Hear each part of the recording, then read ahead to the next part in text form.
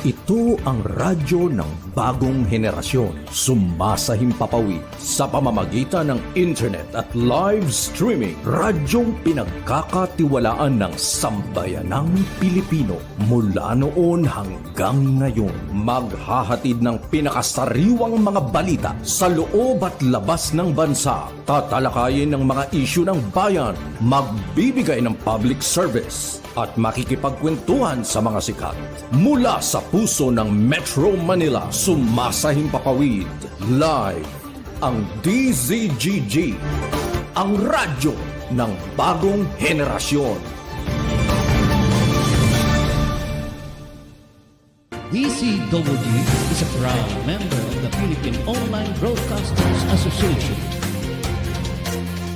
Mga masugid naming tagapakinig at taga-subaybay, matutunghayan at mapapakinggan natin ang programang pinamagatang Mga Lihim na Kalatas tuwing linggo ng gabi. Layunin ng Lihim na Kalatas ay makapagbahagi ng mga kwento ng buhay ng bawat tao at makapagbigay ng inspirasyon. Maaari kayong magbigay ng mga reaksyon, kuro-kuro o suwestyon. Tulungan natin ang mga nagbahagi ng kanilang mahalagang kwento o istorya na magkaroon ng katahimikan at masagot kahit papaano ang mga katanungan sa kanilang isipay gumugulo. Maaari tayong makatulong sa pamamagitan ng inyong boses at komento. At ito ay pangungunahan ng ating tagapagsalaysay na si Miss Tani Capiral. Atin siyang makakasama tuwing araw ng linggo sa ganap na alas 8 ng gabi. Subaybayan at pakinggan natin ang mga kwento ng buhay at sa inyo ng DZGG. Inyo ito, dito, kayo ang bida. Isang programang katutulutan ng talaman upang sa mga gawan, pagpapakaso at mamamahal sa barangay. Ang programang barangay ay pinalahan ng mga proyekto at pagpapakabuhan ng mga bagong programa sa barangay. Makikilala din dito ang mga opisyal na naglingkod at naghahangad magserbisyo sa barangay. Kaya kayo, mga kabarangay, manood at kilatisin natin ang ating mga opisyal ng barangay. Samahan sina Rolly Bonyon at Boyet Guillermo sa kanilang isang oras na programa mula ika-11 ng umaga hanggang ika-12 ng tanghali, tuwing Lunes hanggang Biyernes. Barangay Action! Narito na ang mga pinagpipitagang host ng programa. Balitang Pilipinas Worldwide. Programang siksik na balita, komentaryo at serbisyo publiko. Ang mga balita ay tatalakay ni Boyet Guillermo, magbibigay ng puro-puro at paglilinaw sa likod ng mga balita na nagmumula sa sikat na tao. Sa bahagi ng Balitang Pilipinas Worldwide, hindi mawawala ang serbisyo publiko para sa mga kababayan na nangangailangan ng tulong. Balitang Pilipinas Worldwide. Narito ang ating balita si Boyet Guillermo. Nagkakagulo na. Nagkakagulo na ang ating mga kababayan, ang ating mga naghihintay na viewers. Nakpo, bago po ang lahat, humingi po ako ng paumanhin sa inyo sapagkat nakpo, late na po tayong umere ngayong araw po dito. Ano? Lunes na Lunes, pero ganun pa man, tuloy pa rin mo ang ating pong serbisyo. Tuloy pa rin ang ating paglilingkod sa sambayan ng Pilipino. At yun nga, kaya ho tayo medyo medyo malakas yata, kaya ho tayo na late, tayo po ay dumalo ho tayo ng meeting kaya sabi ko, sa sarili ko ba kahit na tinapos ko ho talaga, ang meeting, napaka-importante po kasi noon, sabi ko nga sa sarili ko, sige pa, baba mo pa, kaya, sige, huwag mo siya. Ayan, siya, huwag matigil. Yan, okay na yan. Tinapos ko nga po yung meeting. Sabi ko nga sa sarili ko, kahit late, ay tayo po ay maglilingkod sa araw na ito. Sapagkat, alam ho ninyo, hindi ho natin ho talaga po pwedeng kaligtaan. Oho, at ipagpaliban. Ipagpaliban itong ating pang-araw-araw na ginagawa. Kaya narito na naman po tayo. Nandito pa rin tayo at tayo po ay tatalakay. Tatalakay po sa ating po mga balita, sa likod ng ating mga balita ngayon. Magsama-sama po tayo muli. Isang oras pa rin ho tayo. Isang oras ho tayong magbabalitaan, Dahil alam po naman natin na isang oras yung ating programa, kaya kukonsumuhin natin. Hindi ho kukonsumihin. Kukonsumuhin ho natin ang isang oras para sa ating pong mga balita. Alright. So, ngayon pong araw na ito, araw po tayo ng Lunes, September 25, 2023. At ito na nga po yung isa na naman pong edisyon ng ating Balitang Pilipinas Worldwide. Okay. At ano ba? Ano ba ang ating mapag-usapan ngayon? Ano ba nga po pwede natin patingin nga ng ating mga balita dyan na bago ho tayo umaraktada himay-himayin muna ho natin ang ating mga balita. At yun ho ang ating araw-araw na ginagawa, Yan. Nakot nga. Ito pong barko ho ng Philippine Coast Guard po, at ang BIPAR, sinubukan hong harangin ng Chinese Coast Guard sa Baho de Masinloc. Talaga naman ho talaga, yung ating pong lugar, yung Baho de Masinloc po yan, teritoryo po natin yan, pero talaga naman ganun na lamang ho talaga yung pangaharas na ginagawa ho ng ito pong Chinese Coast Guard doon ho sa ating pong mga mangingisda, at ang ating pong Philippine Coast Guard. Hindi ho, ang hirap pong intindihin, sa mga palabas ho natin sa TV, na kung saan nagkakaharap ang Pangulo ng China at ng Pangulo ng Pilipinas, umaatin ng mga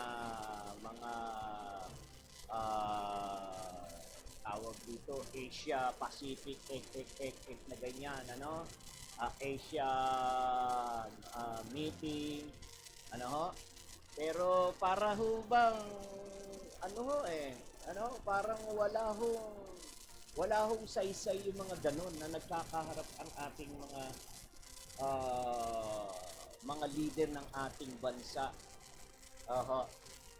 Pinag-uusapan ang mga ikabubuti ng bawat bansa, sa seguridad, sa lahat-lahat, climate change,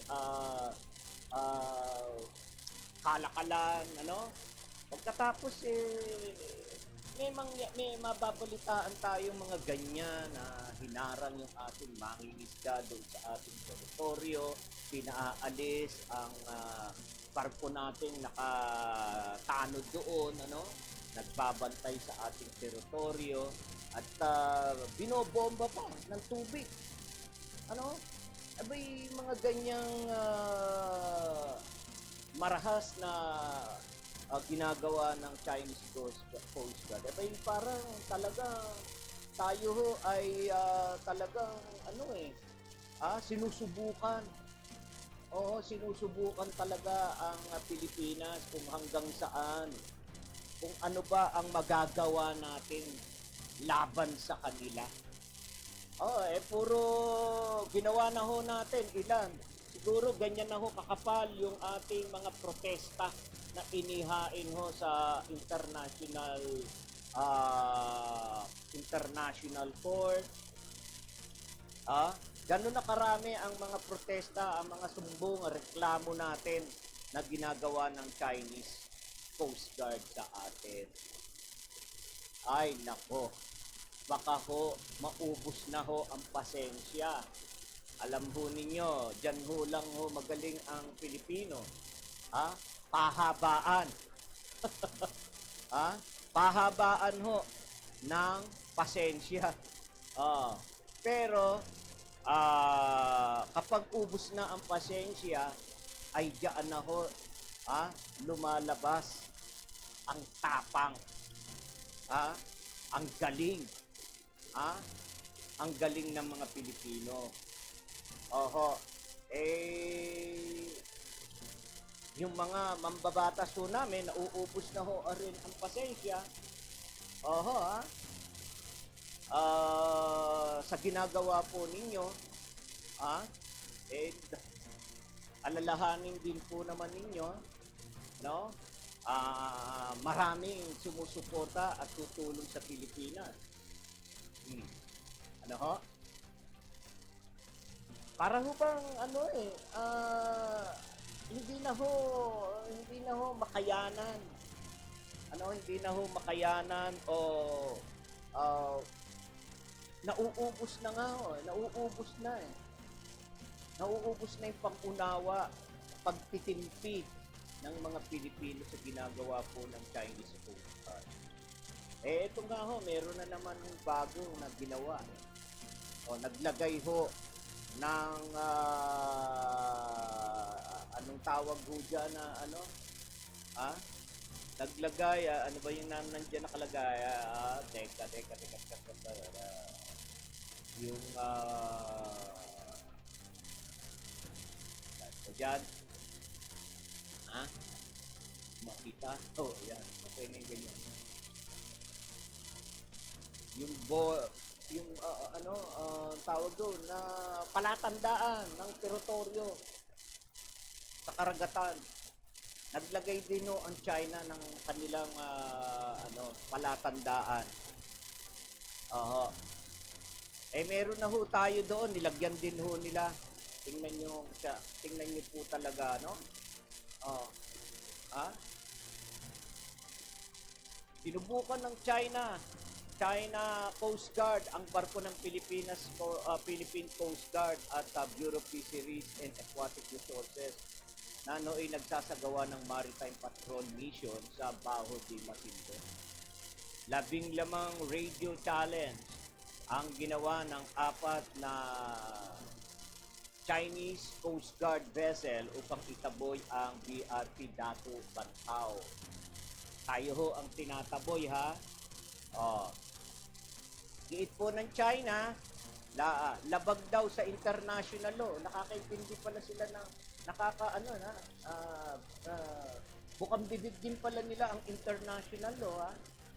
At sa batas ng People Republic of China, ang presensya ng barko ng BPR o BPA, BFA o BFAR at ng mga mangingisdang Pinoy sa lugar. Tayo pa ang lumalabag. Sa kabila niyan, sa kabila na tayo ay nanalo sa UNCLOS, United Nations Land of the Sea Law. Nanalo ho tayo dyan. Pero yan, patuloy pa rin ho tayong nahaharas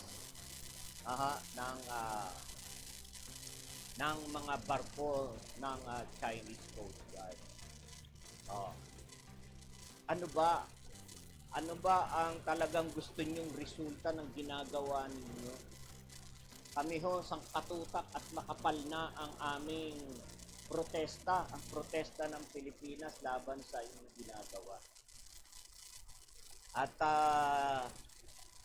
pinatunayan po ng United ng UNCLOS na ang West Philippine Sea ay nakapaloob sa teritoryo ng Pilipinas. Bakit po ganyan ang ginagawa niyo sa akin? Bakit po binabaliwala niyo ang desisyon?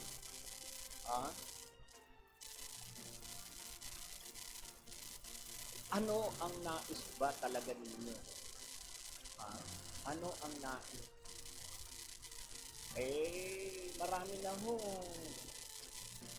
marami na hong pagpuna sa timpi ng ating mga opisyal, ng ating pamahalaan. Napupuna na yung pagtitimpi, ha? Yung pagtitimpi sa kanilang sarili. Pero meron na hong mga iba. May mga tao na nais nang ipakita yung ating yung ating tapang, yung ating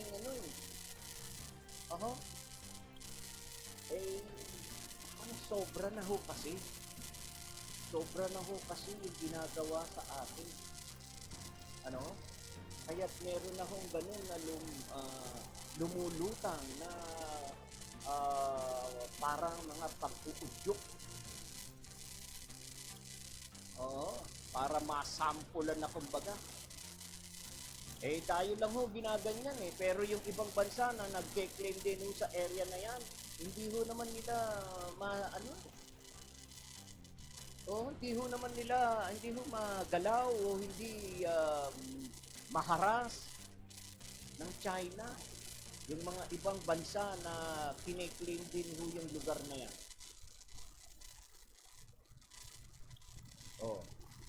Tanging yan lamang po.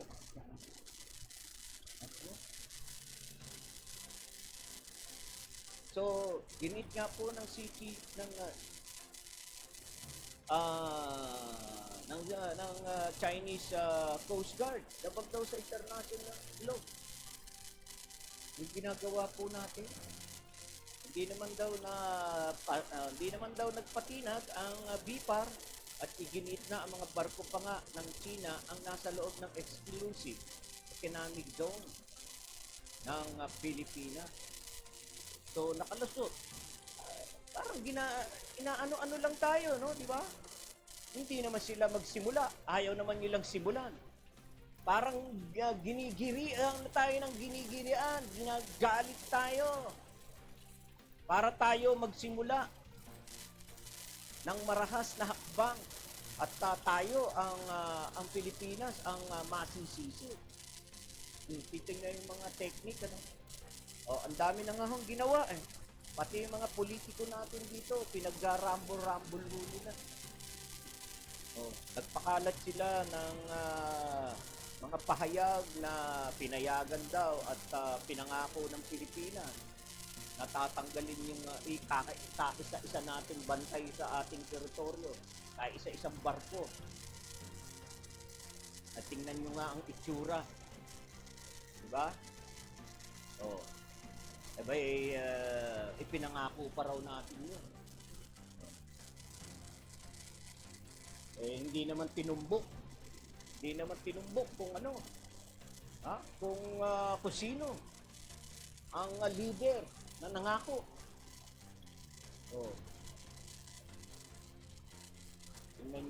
Tingnan nyo ginagawa sa atin. Tayo pinag-aaway din para malihis ang atensyon natin sa ginagawa nilang pang-aagaw sa teritoryo natin. Tingnan nyo ho. So, 3 araw itong nanatili daw sa lugar at namigay naman po ng 60,000 litro ng diesel sa 54 na mother boat o malalaking bangkang pangisda ng mga Pilipino doon.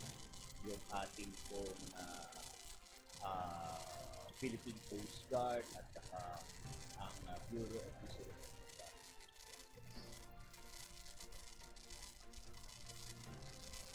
Ano ho ang dapat natin gawin na ngayon? Ayan na. At talaga ho tayo ay ginigilian, ginagalit. Yun ho ang sigurong pamamaraan para magsimula na talaga ang ayaw natin. At gusto nila tayo magsimula sa umpisahan natin. Parang gano'n, umpisahan ninyo, tatakutin namin. Hindi na ho iniisip itong mga ito ng pamunuan siguro ng China na yung mga inosenteng mamamayan nila at inosenteng mamamayan sa Pilipinas. Talagang para bang papalaban sila. No? Hindi na ho nang nila tinitingnan mo. Ba, iisipin naman ho. Kung makikipaglaban mo tayo, abay hindi nga ho tayo makakakilos. Abay iba't ibang bansa ang gagalaw. Tutulong sa atin. Pero ayaw ho natin ng ganun. Kaya nga ho, di ba, ganun nga ang ginagawa, pagtitimpi ang ginagawa ng ating mga opisyal. Hindi pa rin talaga nagpapadalos-dalos na tingnan na, pansinin na at pansinin na ang takbang na gagawin yung talagang marahas. Ano ho? Dahil iniisip ng ating mga opisyal, kapakanan ng mga taong maaapektuhan, kapakanan ng mga inosente ng mga Pilipino, at kapakanan din ng mamamayan ng China, mga inosente sa kanila kapag tayo ang nagsimula. Ha? Naku. Ayan. Tingnan niyo po. Ano ho? Nakakalungkot po yan. Nakakalungkot po na yan yung ginagawa ko sa atin. Ngayon, siguro, ito na lamang po ang aming payo sa ating mga opisyal. Dagdagan pa ho natin ang ating pasensya. Dagdagan pa ho natin ang ating pangunawa. At habaan pa rin ho natin ang pagtigil sa ating mga sarili. Sa inyong mga desisyon. Huwag po muna ho tayo hanggat hindi pa naman, hanggat kaya pa natin yung ginagawang panghaharas ng China. Hindi pa naman, sa tingin ko rin naman hindi pa masyado na talagang masyadong karapal ang ginagawa ng China. Tubig, alright, sige, bomba kayo ng tubig, pero ibang klase na, pag pinataob nyo yan, buhay na. Buhay na ang inyo pong kinukuha. Ayan, naglagay sila ng maglagay din ho tayo. Actually, meron na tayo dyan, naglagay lang din ho sila. Binubuntutan ng ating mga barko. Sige, pabuntot lang tayo. Iba na kapag nirat-rat na kayo dyan. Ibang usapan na po yun. At may nakitil ng buhay. Ano po? Habaan po pa ho natin. At tayo po mga mamamayan, may tutulong po natin din sa ating mga opisyal. Yan po ang ating ipanalangin sa ating Panginoong Diyos na sila ay mabigyan pa ho ng mahabang pangunawa, pasensya, at pagtitimpi sa sarili. At bigyan ng wisdom, yung tamang desisyon para masolusyonan po ang kinakaharap natin suliranin diyan sa West Philippines. Alright. Sige po. At bago ako dumako ho sa ating ikalawang yugto ng ating programa, babatiin na ho natin. Ayan si Lizelle. Have a wonderful day. DCWG, Lizelle Mandao. Si Lizelle Mandao nasa sa ba si Lizelle? Andun pa rin ba siya? Hindi. Yung barko nila pumapala-palaot yun. Buti hindi ho sila hinahara ng China. ng Chinese ano. Oy, si Kagawad Teresa Sarmiento, ayan. Maring Leng, nanonood. Magandang gabi sa inyo, gabi na. Hindi na hapon. Ayan, hello, God bless you, DCWG at sa lahat ng viewers. Sabi ni Deli Concepcion, yung bati naman yun. Si Felix Dalacer na, hello, Boss Boyet, more power and God bless. DCWG. Oy, si Felix, ayan, nanonood na rin si Felix, regular na. Salamat Felix ha. Share sa iyong mga kaibigan. Share mo itong page ng DCWG. DCWG Broadcasting. Yan, sabihin mo, kilala mo yung magandang lalaking announcer. Yan sa Balitang Pilipinas Worldwide. Baka sakali may maitulong ang programang ito sapagkat ito ay hindi lang balitaan kundi serbisyo publiko. Felix. Okay, yan si Novencido Wilma Manalo. Hello po, Kuya Boyet. Kamusta kayo? More power to DCWG. Shout out po dito sa Barrientos, Luna, La Union. God bless you po. Yan si Novencido Wilma Manalo. Ako, layo pa ha. Sa Barrientos. Luna, La Union. La Union, layo, no? Yan ang ating mga regular viewers na hindi nakakalimot na samahan ang inyong pong lingkod para sa isang oras nating balitaan. Okay, so, dako na po tayo. Alright, dako na tayo sa ating pong ikalawang yugto ng ating programa at narito na ang ating mga ulo ng balita. Gobyerno ng Pilipinas tinawag na hipokrito at hindi dapat pagkatiwalaan ang China.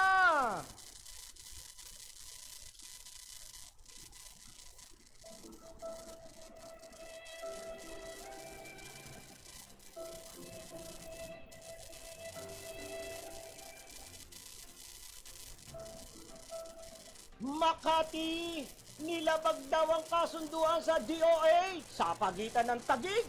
Maling impormasyon, ipinakalat.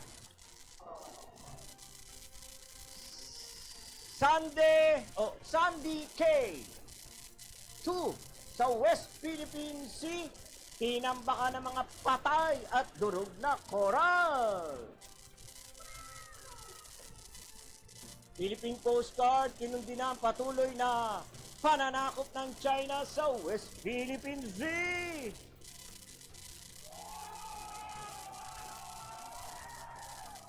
Joint Patrol ng Pilipinas at mga kaalyadong bansa sa West Philippine Sea, iginiit ng isang kongresista.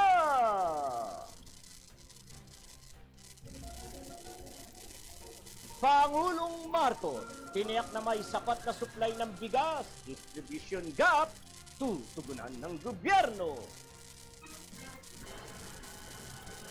Pilipinas kulelat pagdating sa transport infrastructure development. Department of Health mahigpit na minomonitor ang mga bagong virus mula sa India.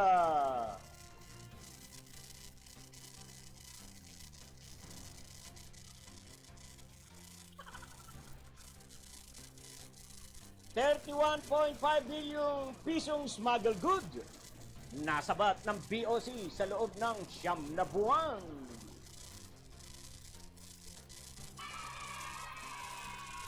BOC maghihigpit sa mga forwarder dahil sa mga delay balikbayan box. Chinese Mafia na itinuturong mastermind ng rice smuggling sa Pilipinas, iniimbestigahan na ng Europe Customs.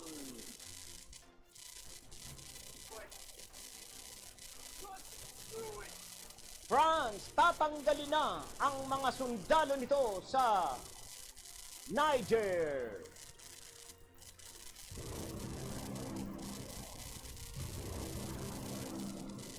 Tinawag na hipokrito ni Defense Secretary Gibo Sidoro ang pahayag ng China na nagdudulot ng pinsala sa karagatan ang nakasadsad na BRP Sierra Madre sa West Philippine Sea o WPS. Ayon kay Sidoro, China ang patuloy na sumisira sa West Philippine Sea sa pagsasagawa ng illegal na reclamation activities sa South China Sea. Dagdag pa ng kalihim, napatunayan din silang lumabag sa international law sa 2016, the Hajj arbitral ruling, nang mapatunayang sinira ng mga nasabing aktibidad ang karagatan. Binigyan din ng DND chief na patunay lang ito na hindi sincero ang China sa Pilipinas kaya hindi dapat pagkatiwalaan ng mga Pilipino at ng buong mundo ang Chinese government.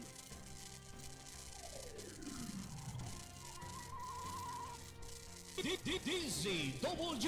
Matapos ang mga linggong inaasahang pag-unlad sa paglipat ng jurisdiction ng mga pasilidad sa kalusugan sa 10 Embo Barangay na pinangasiwaan ng Department of Health o DOH at ang kasunduan na ayusin ang petsa ng paglilipat nito, ang Makati City ay umatras sa pangako nito na may bagong pag-atake ng disinformasyon.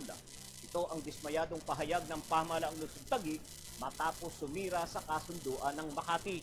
Ayon sa Taguig, ang ginawa ng Makati ay tahasang paghadlang na malipat ang serbisyong pangkalusugan para sa mga residente ng 10 barangay ng Embo.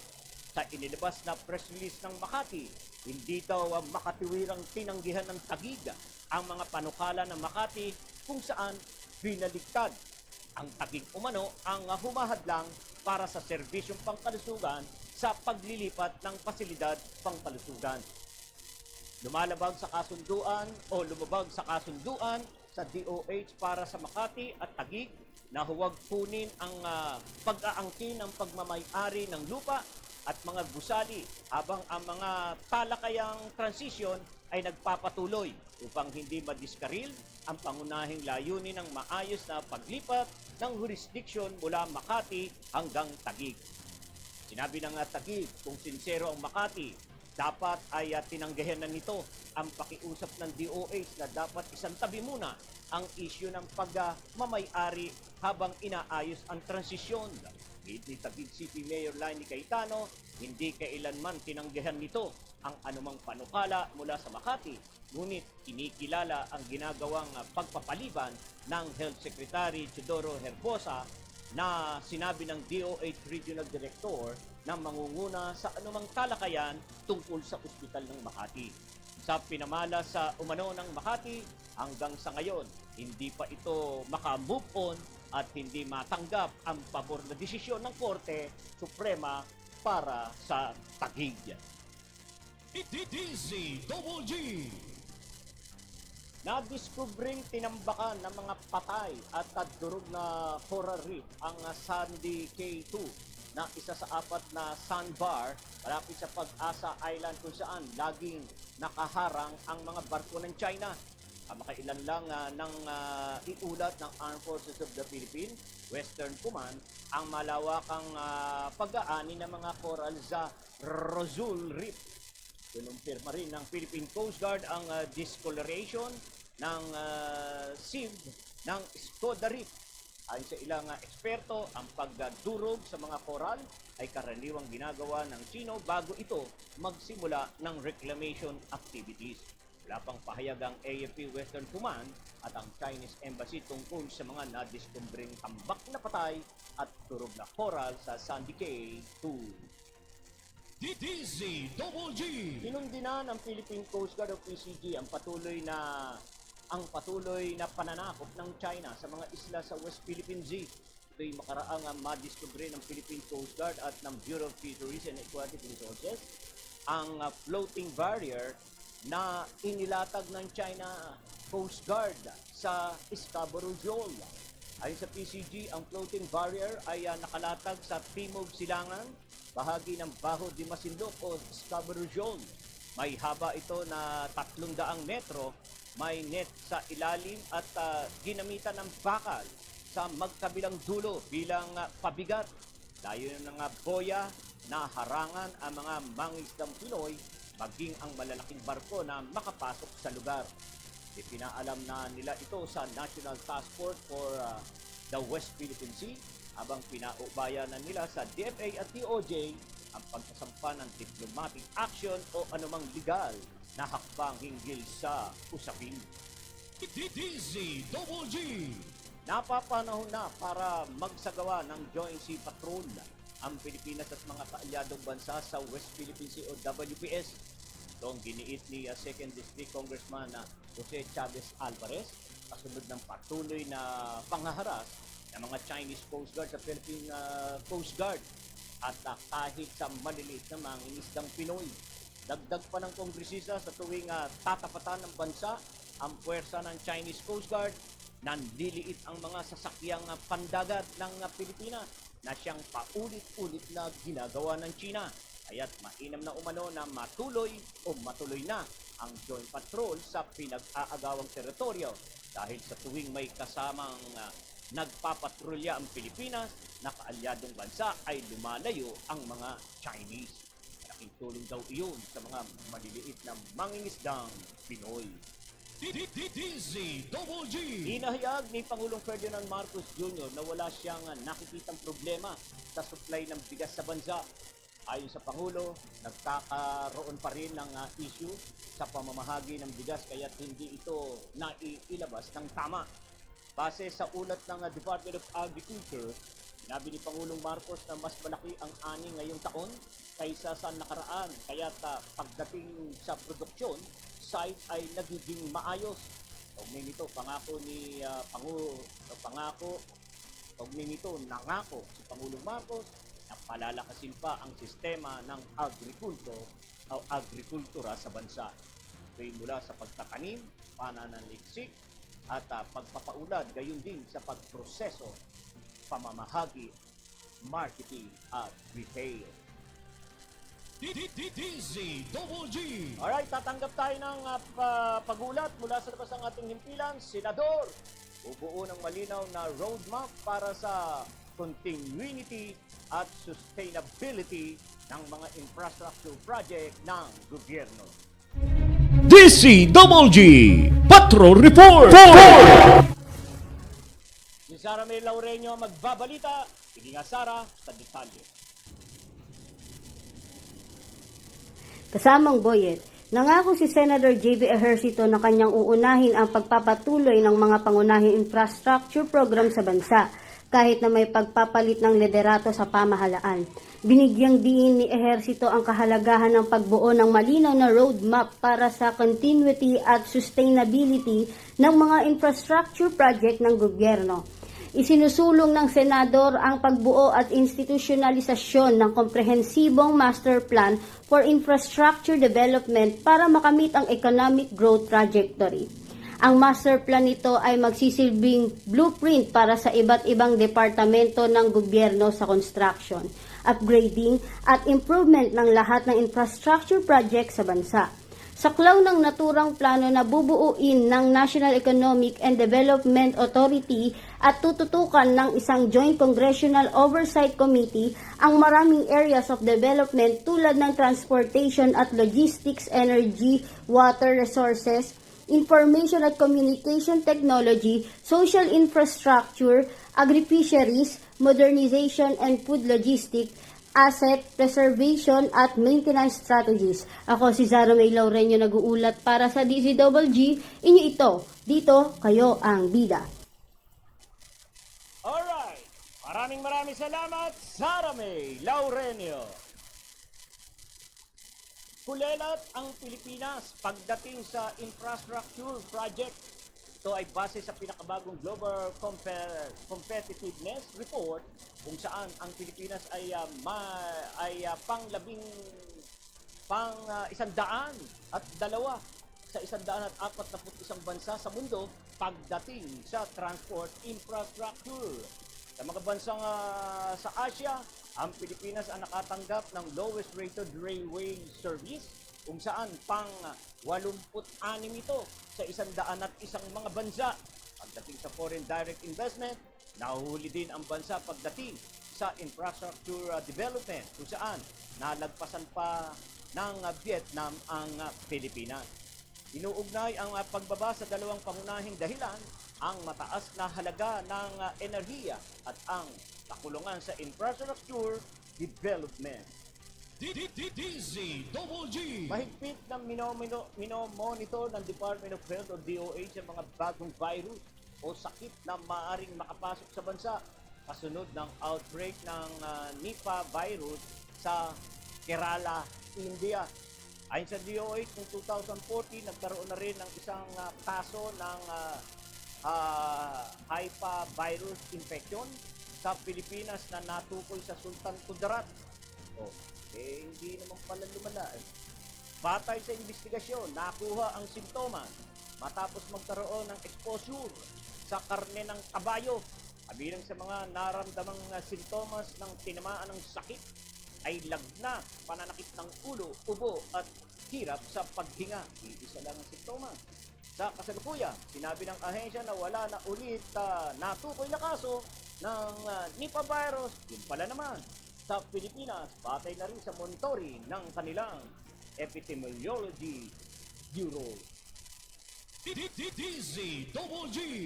Ipinagmalaki ng Bureau of Customs o BOC ang mahigit na 31 bilyong pisong halaga ng mga smuggled goods na kanilang nakumpisa sa operasyon mula sa Enero hanggang September ng kasalukuyang taon.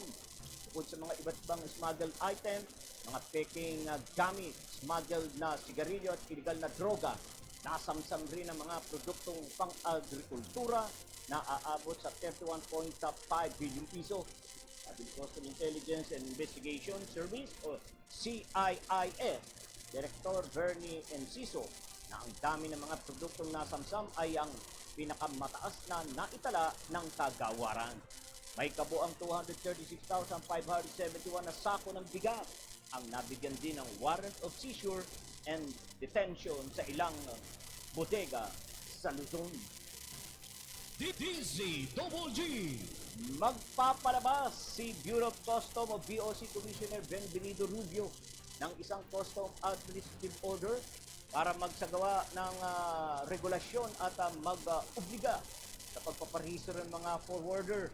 Ito bilang sagot sa sa reklamong inihain ng mga overseas Filipino workers o OFWs kaugnay sa mga delay balikbayan boxes na nakatambak lamang sa BOC.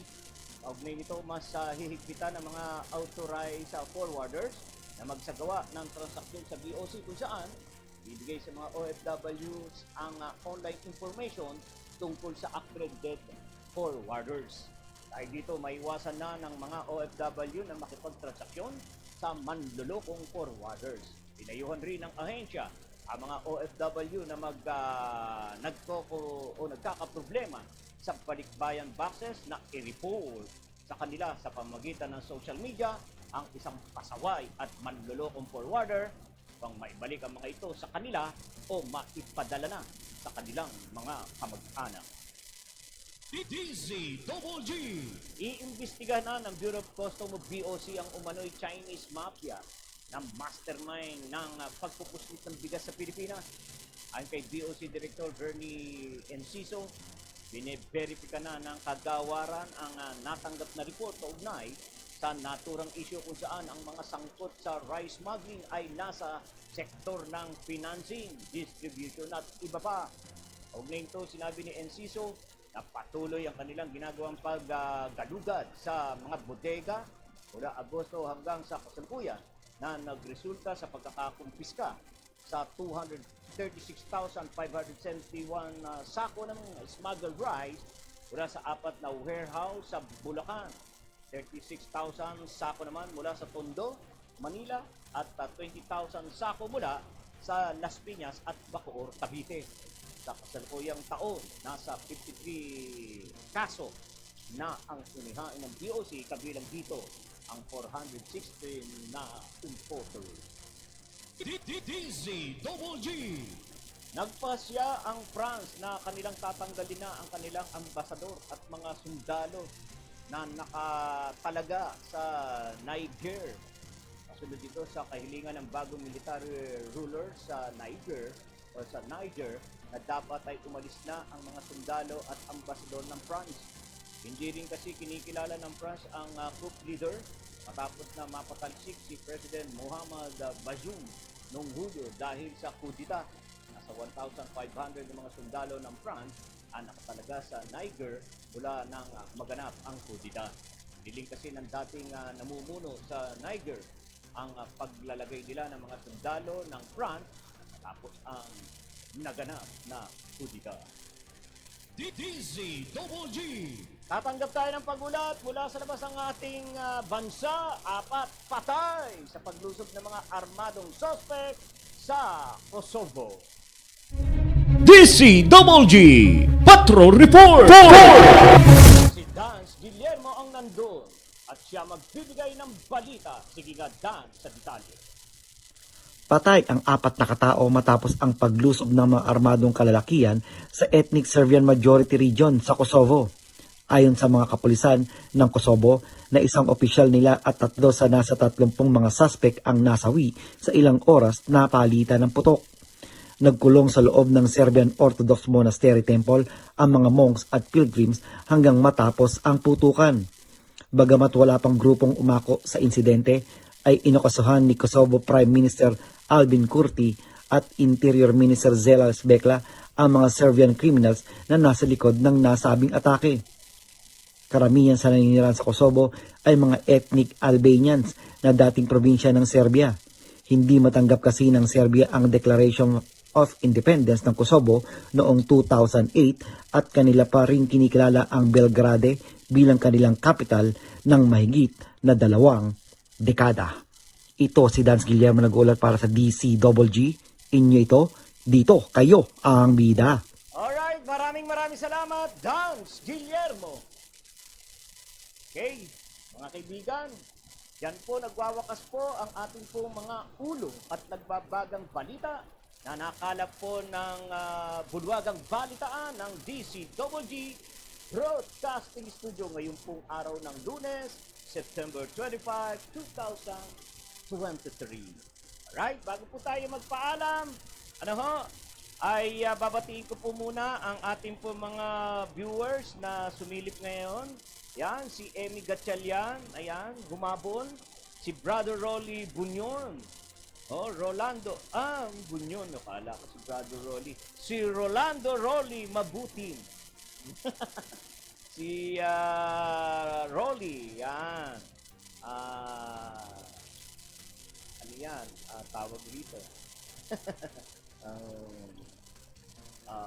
Miyembro ng yun na nga yun. Ano ba yan, Rolly? Ano ba yung grupo natin? Kalimutan ko yung grupo natin. Ayan, si Andrea Porte, nanonood. Ayan, good evening daw. Ayan, maraming salamat Maraming salamat sa inyong lahat, sa inyong panonood sa araw na ito, sa inyong pong lingkod. Okay, so, tayo po ay wala ng oras. Ako po ay magpapaalam pansamantala. Maraming salamat po sa inyo. At higit sa lahat sa ating Panginoon, salamat Lord sa iyo pong pagbibigay ng tiwala sa inyong lingkod para makapaghatid ng sariwang balita at informasyon at serbisyo. Ito nga po sa Balitang Pilipinas Worldwide. Lord, salamat po sa pagkakataon ito. Higit sa lahat, sa iyong mga pagpapala. Alright, sa ngalan po ng aming News Director, June Hariol, sa technical side, G. Laureño, at John Paul Destura. Ako naman po si Boyd Guillermo, pasamantalang nagpapaalam at nag-aanyaya bukas po muli sa alas 11 hanggang alas 12, Barangay in Action, alas 5 hanggang alas 6. Ito pong Balitang Pilipinas Worldwide. Maraming salamat po sa inyong lahat, sa inyong panonood. Huwag po kayong magsasawa. At magandang gabi po sa inyong lahat. Aha. Ako po ay magpapaalam. Hi, bye. Maraming salamat po sa inyong lahat. Diyos mabalos sa inyong gabon. Ang DCGG, inyo ito, dito, kayo ang bida.